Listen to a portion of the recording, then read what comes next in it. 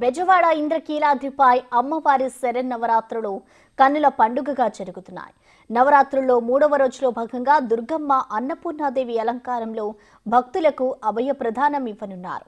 తెల్లవారుజాము నుంచి అమ్మవారిని దర్శించుకునేందుకు భక్తులు పోటెత్తారు.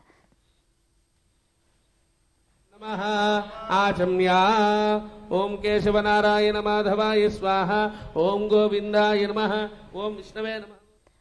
అన్నపూర్ణాదేవి అలంకారం చాలా విశిష్టమైనది. సకల జీవరాశికి ఆహారం ప్రసాదించే అన్నపూర్ణగా కనకదుర్గాదేవి దర్శనమివ్వనున్నారు.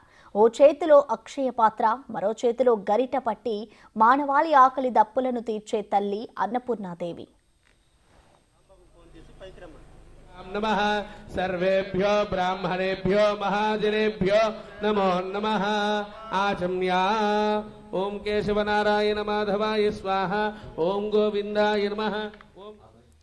ప్రాణకోటికి జీవనాధారం అన్నం. అందుకే అన్నం పరబ్రహ్మ స్వరూపం అంటారు.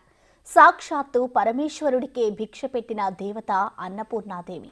అన్నపూర్ణాదేవి రూపంలో దర్శనమిచ్చే ఆది పరాశక్తిని అర్చిస్తే బుద్ధి వికాసం, సమయస్ఫూర్తి, వాక్సిద్ధి, శుద్ధి కలుగుతాయి. మానవుణ్ణి సంపూర్ణుడిగా ఈ తల్లి అనుగ్రహిస్తోంది. అమ్మ ధరించిన అక్షయ పాత్ర సకల శుభాలను అందిస్తోంది.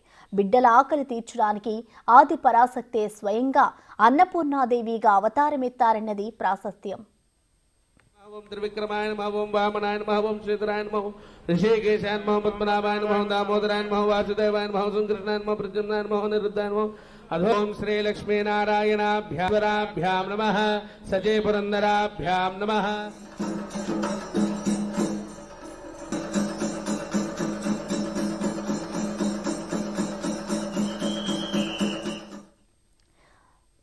ఆశ్వయుజ మాస శుక్లపక్ష చవితి రోజున కొన్ని ప్రాంతాలలో అమ్మవారిని కూష్మాండదేవిగా పూజిస్తారు. విజయవాడలో కనకదుర్గమ్మ వారిని అన్నపూర్ణాదేవిగా అలంకరించి పూజిస్తారు. ఈ రోజు అమ్మవారికి నైవేద్యంగా పరమాన్నం, బూరెలు సమర్పిస్తారు. లక్ష్మీనారాయణాభ్యాం నమః, సజే పురందరాభ్యాం నమః, అరుంధదే వశిష్టాభ్యాం నమః, శ్రీ సీతారామాభ్యాం